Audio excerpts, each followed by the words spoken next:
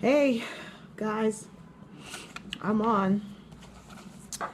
I'm so happy that you guys are going to join me today. I have some great stuff to share with you again. Thank you for joining me on Tuesday at 2, round 2. Y'all know how we do. I'm just going to wait for a few more people to join in before we get started, and then we're going to launch right into our topic we've been talking about, evaluating for better, evaluating for greater, taking that step back so we can take an even better step forward. So we're going to continue that topic on today and just kind of dive into some more details about it. So I'm just going to wait for everybody to get on. I'm going to give you a few more minutes. And then we're going to get started because I want to take some time as the first day of November to recap a little bit about what we've been talking about and then jump into the new stuff. So I want to recap a little bit. Hey, Shaniqua, Laquita, thank you guys for joining me today. So as we are getting ready to jump in, it is November 1st. Isn't it a good day? It's so beautiful outside. Nice day for some great conversation. Nice day for some good information that can help us along the way. So we're going to jump into this good stuff as we talk about evaluating as the year comes to a close. Let me know that you can hear me. Give me a thumbs up. Let me know that you're ready to begin.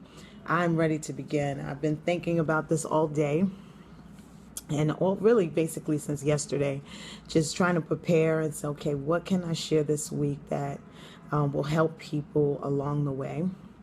And there's always some good stuff that I come across. So right before I get started, I want to show you this new book that I'm reading. I don't know if you can see it, The Secret.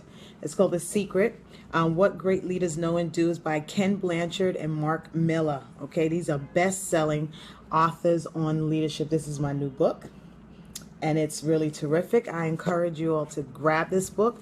I'm already on the 6th chapter, and it is amazing. So many great stuff is in there, and I'm actually going to quote from this book today because it's kind of like how I want to start because this topic, this quote that I read in this book just sent me into a leadership frenzy. And hey Paula, thank you for joining me. And so I read this quote in this book and it just put me in a leadership frenzy, and I'm going to tie it into evaluation. And so let's just kind of get started. Thank you guys again. Jamila's on. Thank you guys again for joining me today as we go into this topic of evaluating for better. And so like I've been saying, for those of you who don't know me, those of you who do, welcome. My name is Chanel Ramsey. I'm a leadership coach. I'm also the CEO and founder of Power Up Urban Leadership Network. And in that network, we are the conduit and the catalyst for empowerment for urban leaders in the areas of life and leadership. So our heartbeat is to see healthy leaders and healthy ministries. And so we want to give you whatever tools necessary that you need in order to fulfill your God-given destiny, your God-given assignment. One thing that I've learned, and I'm just going to take a few minutes to say this because I feel that it helps to put our conversations that we have on Tuesdays around 2 into context. And one thing that I've seen over the years is that really and truly, in my experience, the church is the only place that puts people in positions without training. I don't see that. You know, you go to a job, they're going to give you on the job training, or they're going to send you somewhere to get training so that you can be equipped for the job at hand. And so many times we just kind of leave it up to the spiritual to get equipped, and we don't do the practical steps and the practical tools necessary to equip people so that they can serve, not just serve well, to be effective, right? Because we don't want to just be in ministry, we want to be effective at ministry. It's nothing like the difference between an amateur cook and a chef, right? You know, you just trying in the kitchen, you putting stuff together, you know, you don't really know all your flavor palettes like that. You just, you know, throwing a little bit of this and a little bit of that, mimicking people that you saw cook, your grandmama and all of them. And then you put it together and then people taste it and like, okay, we could tell you trying, you just started, all right. But if you go to a 5-star, 4-star restaurant and you sit down and the chef comes out to greet you, and when you taste that food, you know, okay, wait, somebody experienced have done this. And so many times in ministry, you know, we taste what you do, and it's all right, it's okay, you know, it's good. We can tell you just starting out, but if we're 10 years into it and it's still the same, and there's no growth and there's no effectiveness, and you haven't increased your capacity as a leader, then it's time for us to take a step back and reevaluate. Not the call necessarily, but reevaluate whether or not we are equipped to do what we're doing. And so many times as leaders, we run into frustration because we have a heart to do it. We just don't have the tools to, or we have a heart to do it, but we don't have the support to do it. And so my assignment, what the Lord has given me to do is to help bridge that gap between when you are called and when you begin to serve and how you serve, and to really fill that empowerment gap, because that's what it is. It's an empowerment gap. And so people become frustrated when all you need to do is get empowered. I always say this every week. You guys hear me say this, that leadership is a learning journey, and it's never meant to be done alone. We have to do it together. So I'm by no means a leadership expert. However, there's some things I learned along the way that I want to share with you that's going to help you, possibly, hopefully, and it'll just give me a platform to share. You might be able to take something today and add it to your leadership arsenal, add it to your leadership toolkit, and then share it with somebody else later on. Maybe it's not for you, but it's for somebody you know. And so right now on the screen, you actually can subscribe, or you can share this with people and let them know that you're on with Leadership Coach Chanel Ramsey, and we're about to jump into this topic about evaluation. So take some time to do that. Let people know that you're on. Share it. It's going to get better and better and better. And so we've been talking about evaluating, right? We've been talking about that. Why? Because I really feel impressed upon by the Lord that these last 2 months, as we come out of October, it used to be 3 months we were saying, but these last 2 months, it's a strategic time for evaluation and for preparation. Okay. And so it's a strategic time for us to look at what we're doing, how well are we doing it, and what can we do differently. And so we've been going over some tips about evaluating, and we talked about how experience isn't the best teacher, but evaluated experience is the best teacher. And when you begin to evaluate your experience, you can then extract the value from those experiences, because wisdom seeks out clarity, but evaluated experience delivers it, right? So wisdom seeks out clarity. It's your heart. Okay, I want to understand. But when you begin to evaluate those experiences, you then will find the clarity that you are seeking. And so there's something that I've been meditating on, because I know that evaluation is not fun. It's not like a fun topic. It's not like, you know, your brainstorming session where you're preparing, you're planning, and you're getting everybody all excited and passionate about it. But it's not always a great topic. It's not really something that leaders look forward to, especially evaluating their staff, evaluating themselves. But I want to give you some tips, because in order to take an effective step forward, sometimes it requires that you take a step back. And one of the things I've been sharing each week as we've been talking about evaluation is the fact that when you evaluate, you're able to find your blind spots. You're able to find those areas where things are falling through the cracks, right? You're able to find those areas. Why? Because it's important that when you find those areas, you can now prepare and fix them. You can repair them, and know how to move forward effectively. But in order to really be good at evaluating, or to participate in this evaluation process. Why? Because there's something that the Lord has for you that He is going to bring into your possession, but you got to be a good steward over it. Okay, so evaluating helps you to see, am I stewarding what God gave me properly? Am I stewarding what He gave me and bringing it to its next level? How are we doing? So many times we have events, we do great things, but we never debrief. And I talked about last week how, if God shows up at an event, we don't even feel like there's a need to debrief. Like His presence was the seal of approval. So because He was there, we don't need to talk about what went wrong. We don't need to talk about that. And so many times we set up events and we become an event-driven ministry, and we have all of these events, but we never set goals for those events. So we don't have any thing to measure our evaluation by, because there were no goals when we first set out.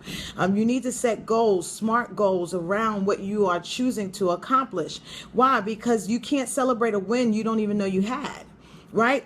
Identify the win. What is the win for our church? What is the win? W-I-N. What is the win for our ministry? What is the win for this event? How do we know? A win is something that determines you got it right, right? It's that thing that you look at and say, hey, we nailed it. We hit it right on the head. This was great. We accomplished something. And so when you create those wins and you create that understanding, then you have something to evaluate things by. Anything worth doing is also worth evaluating, right? If it's worth you doing it, then it's worth you evaluating it, because you can expect more from people when you inspect more, right? INSPECT. When we begin to inspect, when we begin to evaluate and have those conversations. And so last week we talked about a few things that you should include in those evaluation conversations, where you're not having a meeting per se, but you can ask certain questions in your conversation and relationships with people that can give you an understanding of where they are and what they're facing. And so I talked about it last week. So if you didn't get those questions, go back, get those questions then. But one point I wanted to bring out was that successful leaders address and correct problems without creating a negative environment. Right? So when we start talking about evaluating, right, we start talking about going into that type of evaluation environment, how can you address and correct issues without creating a negative environment? What would you need to do in order to do that? Hey, Paul. Hey, Kim. Thanks for joining me. So those are some of the things that we were talking about last week, because evaluation is not fun. It's not fun. And so I'm going to go back to some of the things that I talked about a little bit last week, because I realized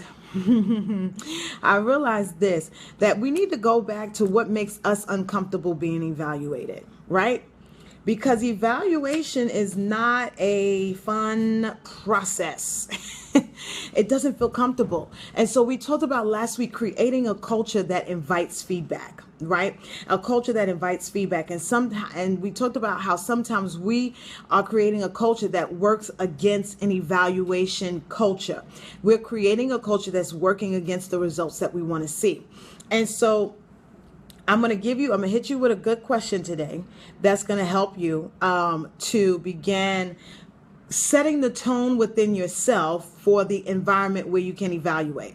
There's so many times that leaders don't want to be evaluated. Leaders themselves don't want to be evaluated because it's uncomfortable. All evaluation is not comfortable. And sometimes I know it can get personal, right? Sometimes people that want to evaluate you are not for you. They are not, they're not the ones that's rooting you on. They're not the ones supporting and cheering you on. And so sometimes you can get caught up in the vessel by which it comes, and you can miss the opportunity to grow. And so my challenge to you as leaders is to push past your pride, push past that, and hear the truth. Hear the truth of what people are saying. Your critics can be your best customers. Why? Because in every criticism, you can find a kernel of truth, right? So if someone, even if they're not for you and they're trying to come at you and they're trying to say things, don't get caught up on how they're saying it and who it's coming from. Give yourself the permission to be a listener and say, okay, I'm just going to listen, and then let me filter through. Okay, that's gold. I can take that. I can apply that. I can make myself better. Because sometimes the package it comes in is not always fun. And so when we start thinking about evaluation, sometimes as leaders, we don't like to be evaluated. That's why I always say, start with yourself. Before you start to evaluate your team and start to evaluate the people you work with and that serve under you, you need to start to evaluate yourself. How are you doing as a leader? How are you doing as a leader? Because when you start to look at, when you start to look at some of the things that you see in the staff that you serve, sometimes we want to point the finger at their performance, not realizing that it's directly connected to us. It's directly connected to something that we're doing or not doing. And sometimes we try to fix people before we start to take inventory of ourselves. And so when we start talking about evaluation, hey Francis, hey Vaughn, thank you for joining me. When we start to take inventory of ourselves, because see, inviting feedback and creating a culture of evaluation inside of an organization, it has to first begin with you. You have to model it. And sometimes we like to wear our cape and be the superhero, and we put out every fire and we rescue every soul, and we fix every problem there is. So we don't like to be vulnerable to people's opinion of who we are and what we do. And so what we do is we shut the door. We say, I want to evaluate you, but I don't want you to evaluate me. And what happens is you create this illusion of excellence. You create this illusion of perfection as if you know everything. And so you put being right or you put being right over being credible, because when people know that you're doing something wrong, but they never see you admit to doing something wrong, then you lose credibility with people. You lose credibility as a leader. And so what happens is you might want to evaluate them, but you have to be the example of the culture you want to see. So start with you asking people to evaluate you, questions that you can use, right? So, and I started thinking about this. Why is this a problem? Why is this a challenge for us, right? Because we so quick to point at, oh, well, my team is not doing this, or they're not passionate, or they don't seem excited, or they let stuff fall through the cracks and they're dropping the ball, and it's them, but is it you? Okay, and so, and again, this is not always easy to confront. It's not always easy to confront. I remember there was a day I was not teachable. And so I'm going to tell you about my pep talk, right? That I have to give myself to get me through those uncomfortable feedback moments with people that I serve, okay? As a leader, these are people that I serve, because I wasn't always teachable.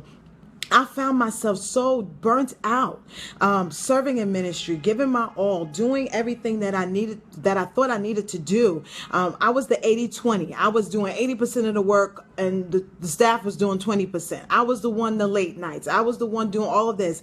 And I'm not saying that to glorify any of those things. I'm trying to show you the pattern of imbalance that caused me to burn out.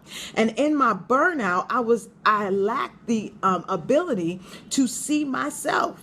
I lacked the ability to see where I was losing, where I was missing the mark. And so what happened was I kept pointing my finger at them, saying, well, if they do better, if they change, if this changes, if the pastor does this, and if the youth leaders do that, and if they do, no, there was something about my leadership that was actually undergirding the ineffectiveness of the team. There was something about my leadership that was actually, it was helping grow the thing I hated.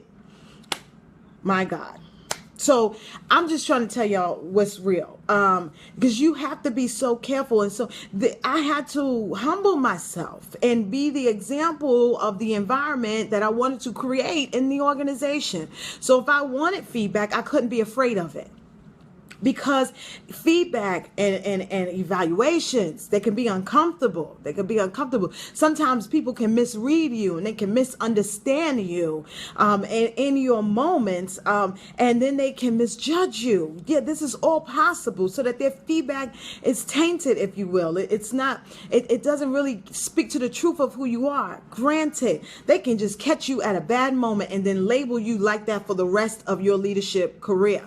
However, it doesn't take away the necessity to have evaluations and to have and invite feedback into your life.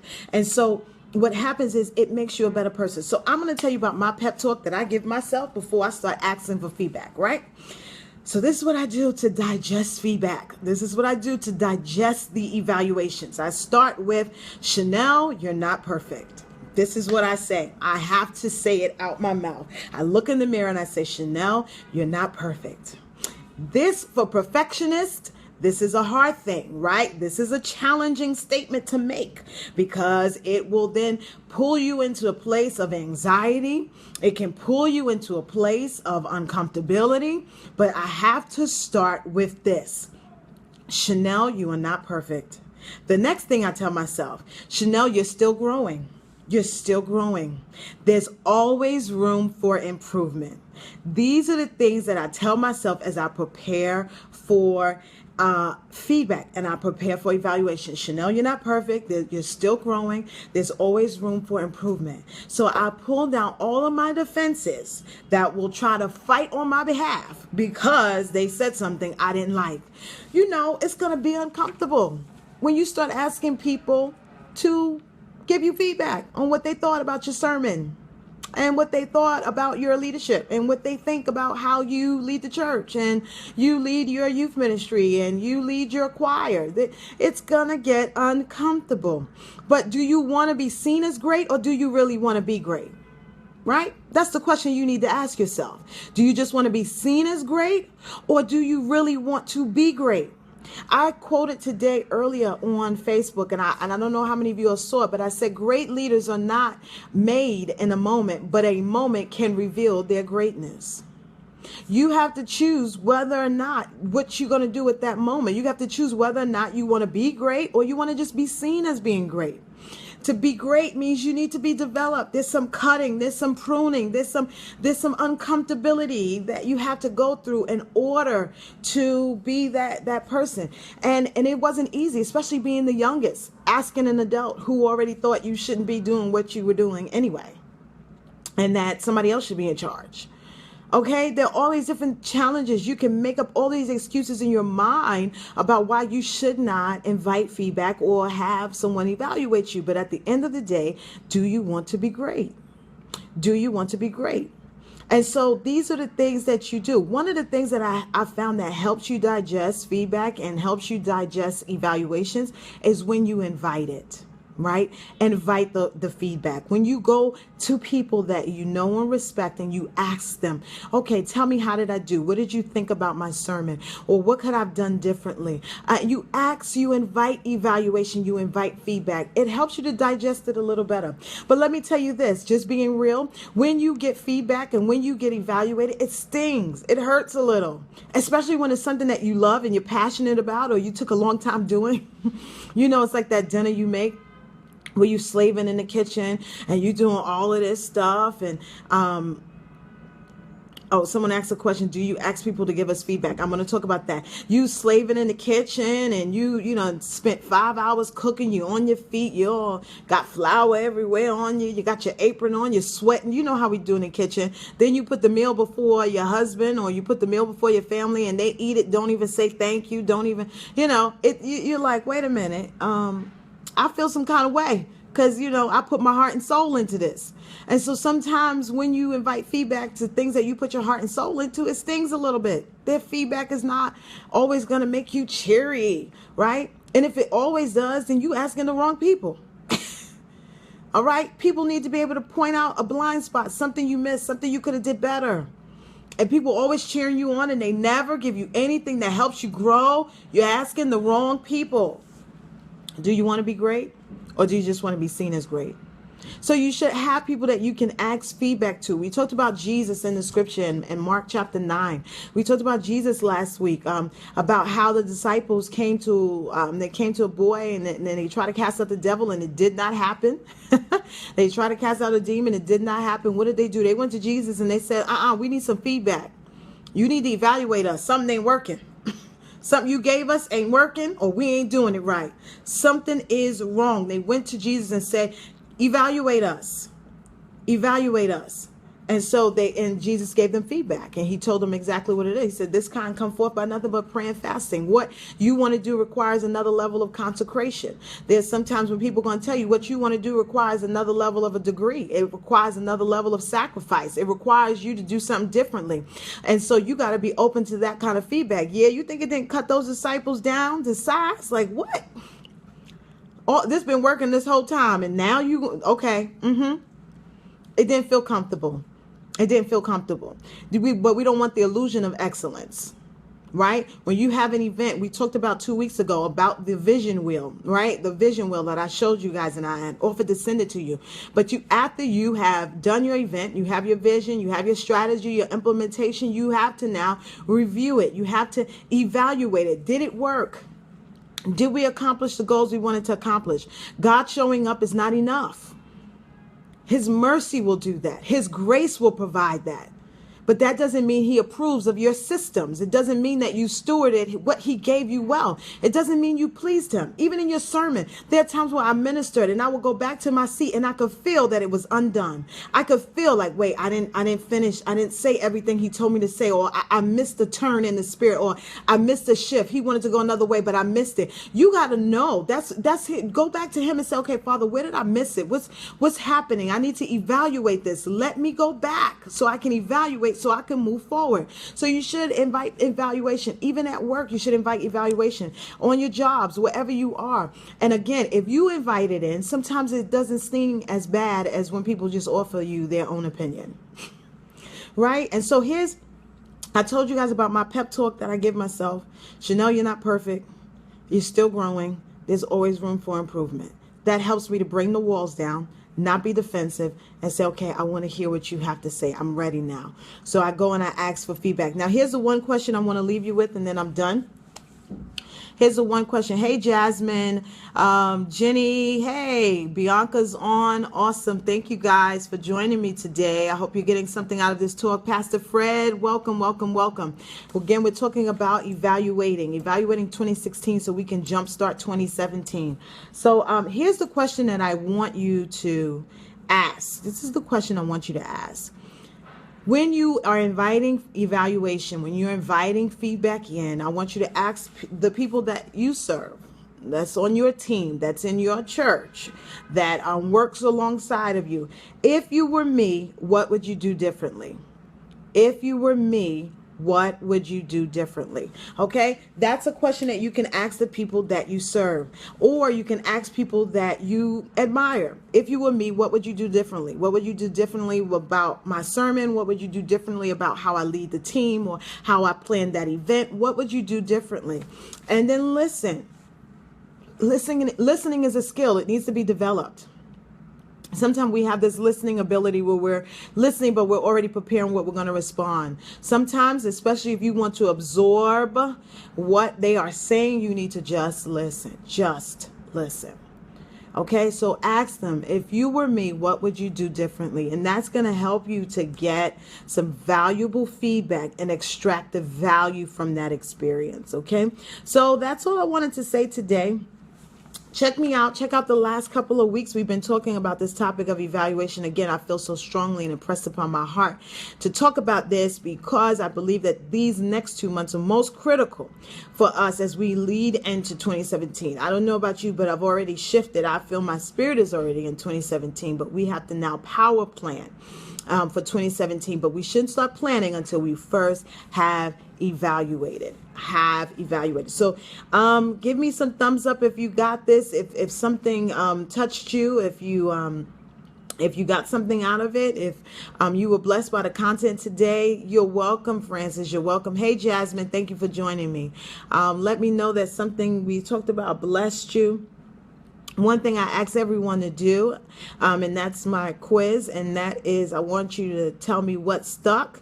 Like, what did you hear that's really stuck with you? And then what did you hear that's sticking? Something that you're still meditating on. It has to kind of, begin to sit with you. But again, if you want to see evaluation, the culture of evaluation, the culture of feedback emerge in your church or in your organization, it has to first begin with you. So don't be afraid of it.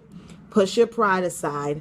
Push the feeling of having to look like you've never been wrong. Push away the unspoken pressure to always be right. You know that there's some unspoken pressures that leaders are under. And begin to evaluate yourself, and then get people to evaluate themselves. And you have people evaluate you, and you're going to begin to see the change start to happen in your culture. All right. So I've said enough. Here's some great things that's coming up with Power Up that I want you to be aware of. And I want to see you there. If you are a ministry leader, we have something that we're super excited about. And that is the Power Up Ministry Leader Mixer. It's on Saturday, November 26th at 6 p.m. And it's on 20 Grand Avenue. There's more details about it. Yeah, it's more details about it on Facebook, so you can check it out there. There's an event for it. You just look it up, Power Up Mixer. We're going to have fun. We're going to have networking opportunities where you get to meet other leaders, and then we're also going to have some games. And I'm going to tell you, when games come out with the Power Up crew is around, it just gets real. It gets real. So we're going to have some fun. And as leaders, we need to have that balance. Everything can't be a church service. Come on now. We need to have balance. So I want to see you there. Tell everybody at the church you busy on that day, and you come and have some fun. Meet me. I want to meet you. I know y'all on here. I don't know everybody on here, but come. If you are active in leadership, I want to see you there for the Power Up Mixer. And then also a special offer. It's a limited time offer. We're offering to churches free of charge a end of the year empowerment workshop where I'm willing to come to your church and help you evaluate 2016 and power plan for 2017. I want to be your trusted confidential thinker. I want to help you sort through everything that you guys have been through for 2016 and start to begin to plan for 2017. This is a special offer. There are only 4 slots left. So if you're interested in that, you need to inbox me and say, hey, I would like for you to come to my church and help us do the evaluation and begin to prepare for 2017. It's a 2-hour workshop. And so if you're interested, again, you can expect more from people when you inspect more of people. And so if you want to start to shift things for 2017 and you don't want to cross over, you want to kind of fix some things before you cross over, then I encourage you to join me, or have me join you, really, by inviting me to your church to do the end of the year empowerment workshop. So if you're interested in that, you can inbox me and I will get back to you on the information about how you can make that happen. So this has been real. I see there's some questions here. If you have any questions for me, I'll take 5 minutes to answer those questions. I like what you said. Wow. Yeah, trying to do it all only to experience the burnout. Yeah. People, I did a workshop on balance at the leadership retreat that we do, and then I talked about balance a little bit here on the Facebook Live, but balance is important. There's power in no. There really is. And sometimes we got church bullies that'll try to make us feel bad for saying no, and try to manipulate people into saying yes. But you gotta know. See, there are a lot of times we do what people ask, not what God said. So you got to look at what's on your plate and say, is what's on my plate a part of my purpose? Is what's on my plate God ordained for me, or did I just say yes to something? And so if you get caught up in doing good things but not the God thing, then you're going to find yourself in a very vicarious position, because when God calls you to do a thing, he graces you for it. And the grace of God is the capacity to get it done with an ease. It's a capacity to get it done under a supernatural ability. And so when you are not yielded, Paul said this in Ephesians 3, he says, by the grace of God, I'm a minister. In other words, he wasn't depending on his own capacity to fulfill that assignment. So many times we undergo assignments that are not given to us by God. And our heart is right. Your heart is right. You really want to help. But in your helpfulness, you've missed purpose. In your helpfulness, you've missed God. And so you can't say yes to the God thing because you've already said yes to the good thing.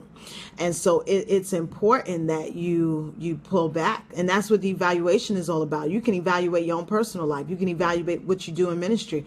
Did God tell me to do this, or am I just doing this? Right? How did I get here? How did I get here? That's all a part of evaluating. How did I get here? And so, if y'all, I can keep talking about this because I really believe in this. There's power in no. There's power in no. And like I tell people, don't just say no. Say no and give people options. No, I can't do it, but such and such down there might be able to help you. No, I can't do it, but here's a resource. No, I can't do it. But here's a link to some free resource you can do. You can look at. So that's all I'm saying. I did not start preaching. I'm just telling the truth, because there's power in no. There's power in no. And if we learn how to say no to the good things, then we can say yes to the God things, because there's something that God wants us to do, and we need to be free and available to do it. I'm going to leave you guys with this quote, and I'm going to try not to go on a tangent about it. I'm going to try not to. Remember the book. Remember the book, The Secret. What Great Leaders Know and Do. This is my book for the month that I'm reading.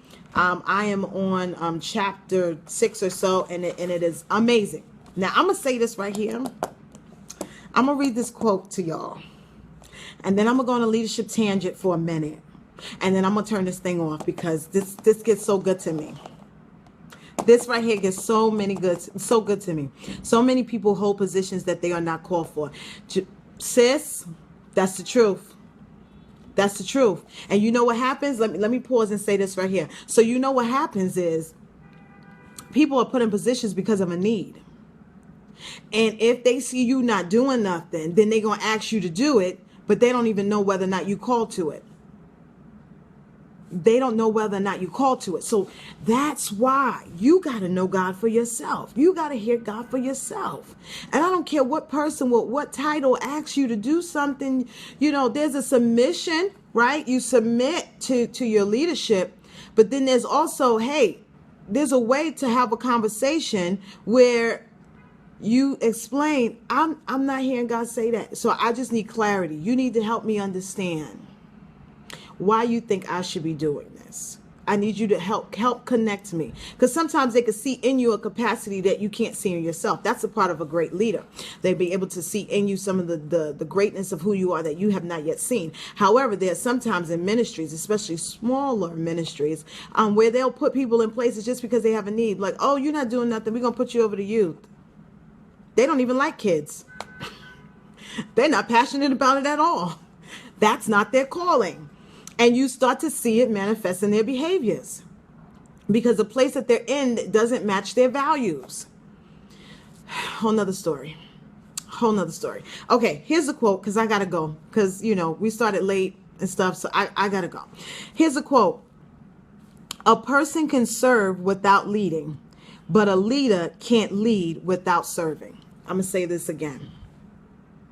This thing is so good to me. A person can serve without leading, but a leader can't lead well without serving. Now, I'm going to say this, because I'm going to flip this on a lot of y'all. Because, and don't get mad. Because when we read this, we always like to jump to the part where if you're going to be a leader, you need to know how to serve. If you're going to be a leader, then a leader means that you're a servant. We always jump to that part because we're so afraid of people being in leadership that are arrogant. We're so afraid of people being in leadership. Granted, that does happen. When people are in leadership and they don't realize. Yes, they don't realize they're in leadership, but they don't realize, hey, that leadership really does mean to serve. That's why I always use the phrase, not people that serve you, but people you serve. And I'm talking about those that serve under you. And so this quote is so powerful. Hey, welcome, Nicole, Geneva, Shalimar. Oh, my goodness, you guys are coming on and I'm trying to get off. But I'm going to say this one because this thing right here blessed my heart. I'm going to read this quote to y'all one more time. Hey, Bramel, one more time. Now, make sure y'all subscribe so y'all know when I come on, or it's some kind of thing where you can be alerted when I start doing a live stream. This is a quote. I want to leave this with you. A person can serve without leading, but a leader can't lead well without serving. And so we get caught up on the point of making sure leaders understand that they're servants. But how about you got a whole bunch of people with leadership titles that only know how to serve? They don't know how to lead. So I'm going to say this right here because I see this all too much. All too much. Just because you have a leadership position does not mean you have been trained to lead. We have a lot of great servants. We got a lot of great people that serve. They serve well. They really do. They get their whole heart into it. They serve well. They are there every week. They give. They pour out, honey. They do it. They do it the best. They do it the best. I mean, they serve from their heart, and they got a leadership title, but they only know how to serve. They don't know how to lead. And so we have a lot of teams in our churches. I'm so passionate about this because I really believe this thing. I see this so much. We have a lot of people on our teams that have a leadership position, but they have no idea what it means to lead that team. So they know how to serve. They know how to show up and do the thing, but they don't know how to lead that team into the future. They don't know how to lead that team into new places of improvement. They don't know how to lead that team into better and bigger. They don't know how to lead that team into a place, because what you will realize is that leading has to do with serving just as much as it has to do with skill. And so sometimes we get caught up on the character, like, oh, they have the character, so they're great servants, but they don't have the leadership development they need to be the leader. They're great servants. They're great at what they do, but they don't know how to lead a team to the glory. They don't know how to lead a team to the promise. You have to be more than just a great servant in order to lead in the kingdom. That's where you start at. Everybody knows leadership 101. You got to know how to serve. But after that, there has to be a leadership development where now you know how to lead your team. You have to be able to lead people to victory. And so I love that quote, because I just felt like we just get so caught up on just making sure, people know, if you're going to lead, you got to be humble. You got to be a servant. But we never teach them how to lead. They humble, all right, but they don't know how to communicate with the people on their team. They humble. They don't know how to create a system. They're humbled. They are humble. They will serve. They will do what's right, but they haven't been developed to walk in their purpose in leadership. And we do them a disservice by putting good people in places of leadership, and they haven't been developed to lead. And so that's my rant for today. That's my leadership rant for today. But remember what I was saying about evaluation, right? When you evaluate, you're able to extract the value from your experience, because experience is not the best teacher. Evaluated experience is the best teacher. And if you want to start to see growth and start to see change, invite evaluation, invite feedback into your life, like the disciples did in Mark chapter 9, when they went to Jesus and said, why couldn't we cast this devil out? They invited feedback. And so I told you guys about my pep talk that I give myself when I start to invite feedback. Don't be afraid of it. Don't be afraid of it. Even your critics can be your best customers. Don't be afraid of feedback. So that's it for today. Don't forget, I'm offering the Power Up End of the Year workshop to your church. Bless you. Pastor John is on. Nasima is on. Abraham is on. Thank you guys for joining me. I'm about to jump off of this thing, but we had such a good time. I'm telling you, listen to this good stuff. Share it with somebody that you know need it. Add these tips, these tools, this information to your leadership arsenal. You never know when you're going to need it. Why? Because great leaders aren't made in a moment, but it will take a moment to reveal the greatness of who you are.